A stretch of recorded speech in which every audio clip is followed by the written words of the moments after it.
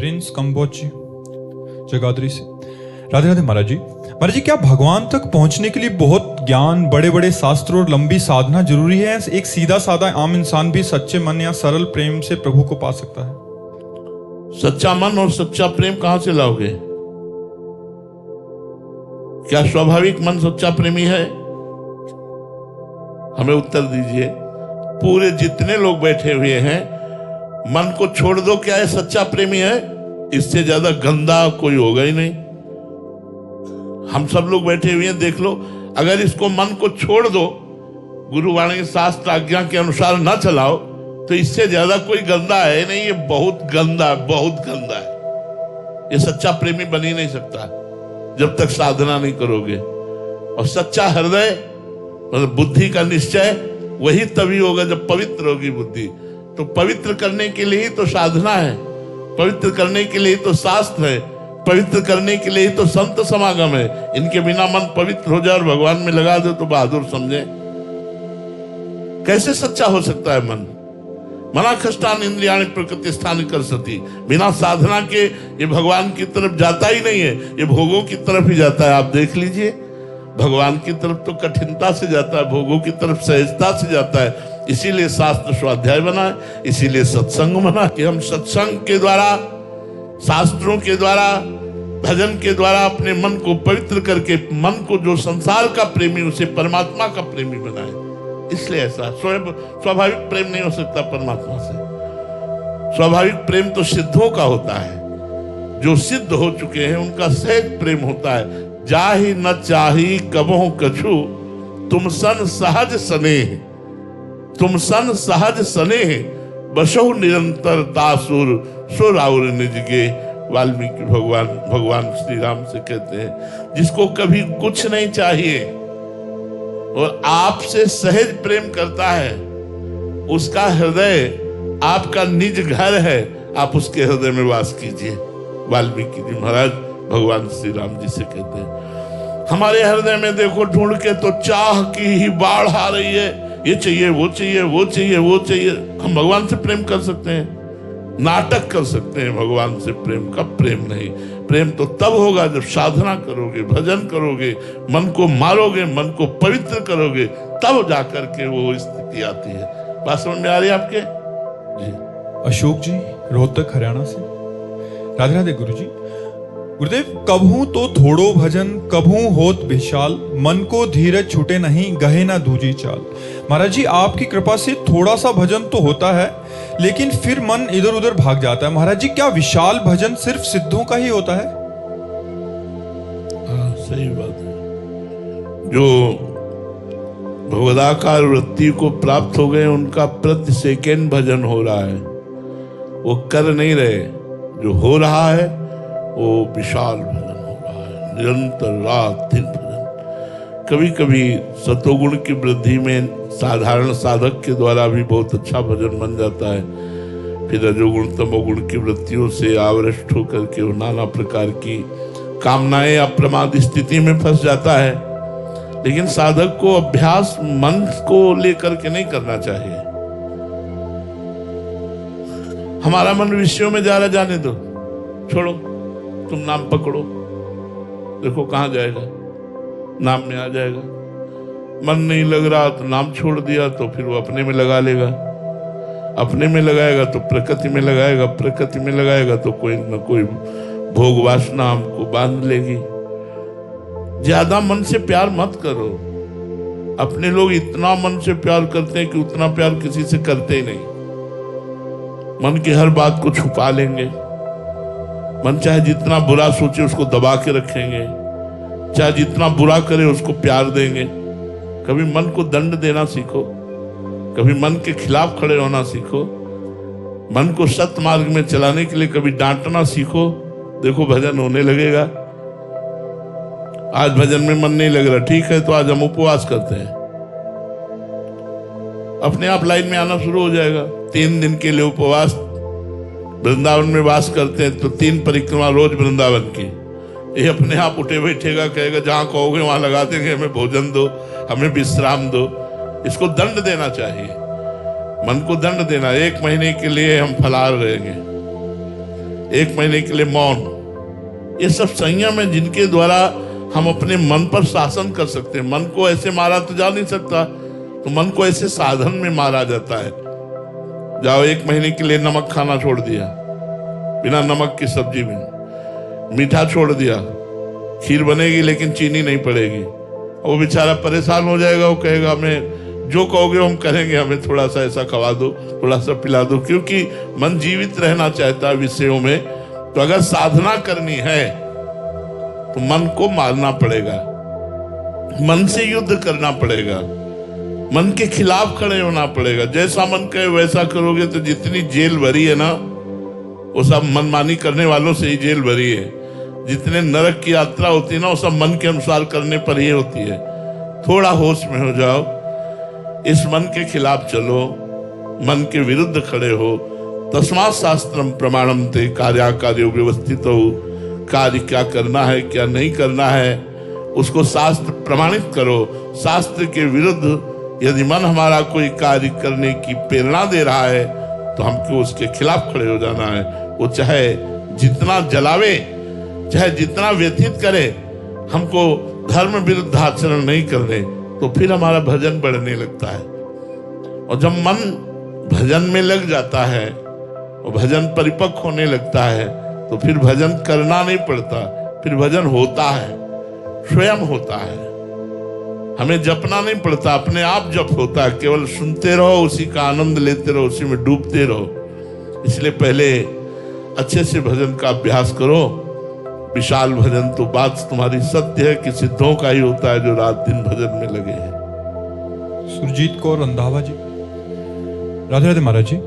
महाराज जी, मेरा प्रश्न है कि क्या इच्छाओं का शांत हो जाना वास्तव में भक्ति में प्रगति का संकेत है? कभी कभी ये मन की थकान या वैराग्य या सूक्ष्म अहंकार से भी हो सकता है। नहीं नहीं नहीं, ये भक्ति की वृद्धि का ही प्रतीक है। जैसे जैसे इच्छाएं शांत होती जाती हैं, वैसे वैसे भगवान की निर्मल भक्ति बढ़ती जाती है। ये इच्छाएं ही जन्म मृत्यु का कारण है। ये इच्छा ही हमारे और भगवान के बीच में पर्दा है। ये इच्छा ही जीव को देहाभिमानी बना देती है। इसलिए जहां तक हो सके इच्छाओं का त्याग करे। त्यागात् शान्तिरन्तरम्, त्याग के अनंतर ही शांति की प्राप्ति होती है। तो ये इच्छाओं का त्याग भगवान की कृपा से भगवान की भक्ति बढ़ रही है, संकेत है। जितनी इच्छाएं कम होती चली जाए उतने बहुत अच्छी बात है। हरनेक सिंह जी जलंधर से, राधे राधे महाराज जी। महाराज जी, मैं निहंग सिंह हूँ। जब यात्रा करते हैं तो हर जगह साधु का सम्मान नहीं होता, लेकिन वृंदावन में होता है, ऐसा क्यों महाराज जी? क्योंकि सब जगह संतों को जानते नहीं है लोग। रजोगुणी तमोगुणी लोग होते हैं। हम लोग जब गंगा किनारे भ्रमण किए तो अब जैसे 4 लोग शराब पिए, अब नौजवान शरीर, अब 13 वर्ष से बाबा जी हैं, तो 18, 28, 38, 48 सब ये पार हुई है ना, तो नौजवान शरीर एकदम बोले बाबा जी हो सकता है। अब बिल्कुल हमारा शरीर ऐसा था एकदम वीर पुरुष जैसा शरीर। अब तो किडनी फेल हो गई है, नहीं तो बोले ऐसे बाबा जी नहीं होते। अब 4 लोग घेर के 2-4 थप्पड़ मारे, हमने भगवान का कृपा प्रसाद समझा, आगे बढ़े। मारपीट भी सहनी पड़ती, संतों को तो गालियां मारपीट या इनाम में सहना पड़ता है। तो बाहरी लोग थोड़ी, वृंदावन में तो भक्तों की भरमार है, ये तो प्रेमियों का खेत है। यहाँ तो आप ऐसे ही माला ले लीजिए तो आपको प्रणाम करने लगेंगे, भाव करने लगे। बाहर ऐसा कहाँ, बाहर तो देखो वो जान बख्श दे, इतनी बड़ी बात है। अभी पालघर में पिछले वर्षों में सुना था कि दौड़ा दौड़ा करके, तब बताओ क्या वो राक्षस थे, क्या उनके सींग थी या वो शेर थे? अरे संत थे, उनको पकड़ लेते, दिन में जानकारी करते, अगर गलत निकलते तो पुलिस के हवाले कर देते। जान से मारने की क्या जरूरत थी? तो आज का समय भगवान की कृपा से साधुता का निर्वाह हो जाए तो हो जाए, नहीं बाहर भ्रमण करने लायक नहीं समय रह गया। अब भ्रमण करने लायक समय नहीं है। इसीलिए संत महात्मा जन भगवत धामों का आश्रय ले लिए।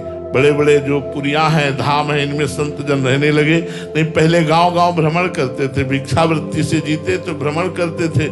संत सुखी विचरण तमहि, हम लोगों ने यही जीवन निर्वाह किया है। 20 वर्ष जो भिक्षा आकाशवृत्ति से मिल गई, खाया नहीं, रात दिन गंगा किनारे रह के किसी मंदिर में पड़े हैं, कभी किसी वृक्ष के नीचे पड़े हैं और भजन किया। अब ऐसा हो तो मार डाले। जवान साधु वो गांव में भिक्षा के लिए घुसे, कोई रो दे बच्चा, बोले बच्चा चोर है, मार डालेंगे लोग। बड़ा समय खराब चल रहा है। आज का समाज बहुत विचित्र है। नए नए लड़के सब शराब पी के ड्रग्स लेकर गंदी बातें करते हैं, साधु महात्माओं को ढोंगी पाखंडी समझते हैं। वो ये जानते ही नहीं कि संत महात्माओं का क्या स्वरूप होता है, तो वो अपमान भी कर देते हैं, अपने को सहना पड़ता है।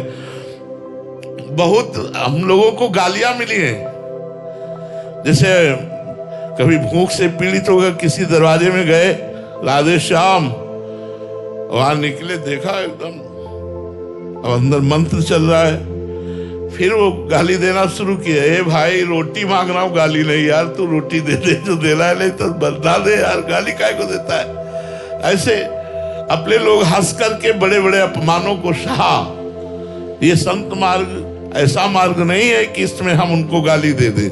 नहीं, मुझे गाली दे रहे हो, मैं मुस्कुरा करके तुम्हें क्षमा कर दूंगा, तुम्हारे अहित नहीं होने दूंगा, पीछे भी अमंगल नहीं होने दूंगा। भगवान से प्रार्थना करूंगा कि आपका मंगल ना हो, क्योंकि आप अज्ञान से हो। अगर आपका भाव सही है तो भगवान आप पर कृपा करें, और आपका भाव गलत है तो भगवान आप पर कृपा करें, आपकी बुद्धि शुद्ध करें, आपको तनिक भी कष्ट नहीं होना चाहिए। तो संत का तो यही स्वभाव भगवान को प्रिय लगता है कि जो हमें अपमानित करे, जो हमारा अपमान करके हमें मारे पीटे, उनका भी हम मंगल मनाए, उनका भी हम मंगल मनाए, और भगवान का हर विधान मंगलमय है ऐसा माने। तेरा किया मीठा लगे, जैसा प्रभु कर रहे हैं वैसा हम उसे स्वीकार। साधु जीवन बड़ा निर्मल जीवन होता है, बड़ा शांत कर। आप 4 गाली दे दो, हम आपका मंगल मनाएं, आपका बुरा ना मनाएं, तब तो साधुता एक अलग चीज है, साधुता एक अलग चीज है। तो समाज साधुता को नहीं जानता है। जो सत्संग करते हैं वो तो जानते हैं संतों को, लेकिन जो सत्संग नहीं करते वो क्या जानते हैं? क्योंकि कुछ फिल्में ऐसी निकल गई हैं, कुछ बातें ऐसी निकल गई जिससे लोगों को संतों पर विश्वास नहीं। तो इसलिए हम लोगों को गालियां सहना पड़ेगा, हम लोगों को अपमान सहना पड़ेगा। अपमान और गालियां सहकर भी इस जगत का मंगल करना पड़ेगा, क्योंकि हम भगवान के भक्त हैं, हम संत हैं, भगवान के पार्षद हैं, तो हमको इनका मंगल करना पड़ेगा। जी। राजेंद्र कुमार जी, वापी, गुजरात से। महाराज जी, ये अहंकार कहाँ रहता है? अंतःकरण में, सूक्ष्म शरीर में।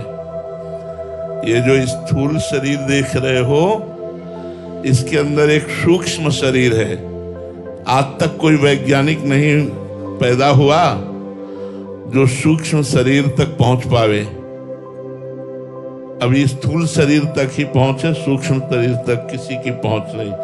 किसी अमेरिका आदि या कहीं भी आपने सुना हो कि मन, बुद्धि, चित्त, अहंकार, इनका एक्सरा हुआ है? कहीं आज तक कोई मशीन, कोई अल्ट्रासाउंड, सिटी स्कैन, जितना होगा इस ढांचे का होगा, पांच भौतिक ढांचे का होगा, स्थूल शरीर का। सूक्ष्म शरीर तक पहुंच नहीं है। सूक्ष्म शरीर में अहंकार वास करता है। मन, बुद्धि, चित्त, अहंकार, ये अंतःकरण चतुष्टय में अहंकार वास करता है। वहां से अगर इसको हटा करके अपने स्वरूप में स्थित कर दे तो अभी मोक्ष को प्राप्त हो जाए, अभी इसी क्षण मुक्त महापुरुष हो जाए। पर यही अहंकार तो बांधे हुए, इसी को मिटाने के लिए साधना की जाती है। अंतःकरण में रहता है अहंकार। स्नेहा हरिवंश, राजस्थान से। राधे राधे महाराज जी। महाराज जी, जैसे कि आपके श्रीमुख से सुना है कि कृपा की एक दिव्य हवा चल रही है, जो इसमें बह गया तो बह गया, रह गया तो रह गया। हम आपकी कृपा से ऐसा क्या करें कि हम भी इस कृपा रूपी हवा में बह जाएं? नाम जप करो, गंदे आचरण मत करो, गंदा भोजन मत करो, गंदे दृश्य मत देखो, गंदे लोगों से मित्रता मत करो। इतना करके देखो, फिर आप देखोगे आपके ऊपर कृपा है, ऐसा अनुभव होने लगेगा। साधु महात्माओं का संग करो, उनकी वाणी सुनो, पवित्र भोजन पाओ, अच्छे लोगों का संग करो, अच्छे दृश्य देखो, अच्छे आचरण करो। इसी से आपका मंगल विधान शुरू हो जाएगा। आप हृदय में देखेंगे कि एक अद्भुत आनंद, एक अद्भुत शांति। तो आगे का मार्ग आपको बताना नहीं पड़ेगा, आप खुद भागेंगे भगवान की तरफ। नहीं तो गंदा आचरण, गंदा भोजन, गंदा संग, तो यही फिर प्राकृतिक माया जनित भोगों की चाह होती रहेगी। राकेश यादव जी, बनारस। राधे राधे महाराज जी इंसान सब कुछ पाने के बाद भी अंदर से खाली क्यों महसूस करता है? क्या मन की इच्छाएं का कभी अंत होगा या नहीं? मारना पड़ेगा, कभी इसकी पूर्ति नहीं हो सकती, कभी पूर्ति नहीं हो सकती। आप देख लिए, हम देख लिए, सब देख लिए, देख लो बचपन से लेकर होश जब संभाला तब से लेकर अभी तक इसकी चाह एक न एक पेश बनी रहती है। आज ये खा लूं, आज ये देख लूं, आज ये दिखा दो, आज ये भुगा दो, आज वहां ले चलो, आज ये करा, वो करा दिया, दूसरी नई बात फिर खड़ा कर देता है, तीसरी नई बात फिर खड़ा कर। इसको रोकना पड़ेगा और बिना अध्यात्म के रुकेगा नहीं। अध्यात्म में सामर्थ्य मन को रोकने की, और रुक गया तो निहाल कर देगा। फिर ये ऐसा भी साथी है कि अगर ये भजन में लग गया और रुक गया तो निहाल कर देगा ये, नहीं तो ऐसे कभी। आप इतना समझ लो, एक आदमी को संपूर्ण प्रकृति का भोग दे दिया जाए तो भी तृप्त नहीं होगा, क्योंकि लोक में वो सुख नहीं है जिससे मन शांत हो जाए, जिससे मन परमानंद में डूब जाए। वो लोक में कोई पद नहीं है, कोई धन नहीं है, कोई भोग नहीं है। आप किसी को देखकर समझते बहुत सुंदर है, कोई उसको भोग रहा है और वो तीसरे को देख रहा है। तुम उसको देख रहे हो, वो तीसरे को देख रहा है, तीसरा चौथे को देख रहा है। पूरी सृष्टि इसी में फंसी हुई, कहीं सुख नहीं है, कहीं विश्राम नहीं है। कभी कोई हाथ उठाकर ऐसे नहीं कह सकता कि अब कछनाथ न चाहिए, बोले आज मैं तृप्त हो गया, अब कुछ नहीं चाहिए। ये वही कह सकता है जो भगवान से जुड़ गया, भगवान के चरणों में जिसने अपना चित्त दे दिया, वही कह सकता, अन्यथा नहीं। ममता जी जयपुर से। राधे राधे महाराज जी हमने ये तो पढ़ा है और समझा है कि अपने कर्म पर ध्यान दो और फल से मोह मत रखो। फिर भी महाराज जी बीच बीच में ना चाहते हुए भी फल का मोह हो जाता है, इस वजह से हमारे काम भी बिगड़ जाते हैं। तो अपनी इस प्रवृत्ति को कैसे सही किया जाए? हाँ, जो कर्म कीजिए उसे कृष्णार्पण वस्तु कीजिए, तो फल की आकांक्षा धीरे धीरे नष्ट हो जाएगी। जो कर्म कीजिए वो भगवद अर्पणम वस्तु कर दीजिए। जैसे मान लो 4 घंटा हमने कर्म किया, तो हम थोड़ी देर 1 सेकेंड ध्यानस्थ हुए और हे भगवान, ये 4 घंटा जो मैंने कर्म किया ये आपको समर्पित करता हूँ, कृष्णार्पणम वस्तु। फिर 4 घंटा कर्म किया, फिर उसे भगवद अर्पित कर दिया। सोए उठे, सोने को भी भगवद अर्पित कर दिया। जगने से लेकर सोने तक, सोने से लेकर जगने तक हर चेष्टा यदि भगवद अर्पण कर दोगे तो आप महात्मा हो जाओगे। हृदय से देख लेना, इस साधन को करके देखो, कृष्णार्पणम वस्तु, फिर इसका फल देखो कैसा आनंद प्रदान करता है। सब फलों से रहित करके परम पद रूपी फल प्रदान कर देगा। राधे राधे महाराज जी इनके परिवार में एक थोड़ा सा कसम को लेके एक वो है कि इनके बेटे ने एक लड़की पसंद किया, तो दोनों तरफ से सहमति भी हो गई। तो इनके बेटे ने कसम खा ली कि शादी करूंगा तो इसी से करूंगा, नहीं तो नहीं करूंगा, कुंवारा रहूंगा। फिर महाराज जी फिर बाद में पता चला कि लड़की कहीं और भी आसक्त है, तो फिर महाराज जी दोनों का रिश्ता टूट गया। अभी महाराज जी वो कसम बीच में आ रही है कहीं और जाने में। अरे भीष्म प्रतिज्ञा थोड़ी यार, छोड़ो यार, छोड़ जाओ यही वृंदावन में कसम छोड़ जाओ, कसम को वृंदावन में छोड़ दो। ऐसे बच्चों वाली बातें हैं ये कोई धैर्य पूर्वक बात नहीं है, ये धर्म पूर्वक नहीं। ऐसे कैसे? जहां भगवान ने विधान बनाया वही हमारा ब्याह होगा ना। हम कसम कैसे खा सकते हैं? हम तो ये कह सकते हैं कि यदि हमारी आपकी मित्रता है, भगवान ने रचा होगा तो हमारा आपका ब्याह हो जाएगा, अगर भगवान ने नहीं रचा तो टूट जाएगा। तो हमको भगवान की बात रखनी, अपनी बात थोड़ी रखनी कि कसम खाते हैं। जैसे भीष्म जी ने कसम खाया, भीष्म प्रतिज्ञा थोड़ी है कि फिर कुंवारे रह करके आजीवन पितामह भीष्म की तरह हमारा जीवन पवित्र हो।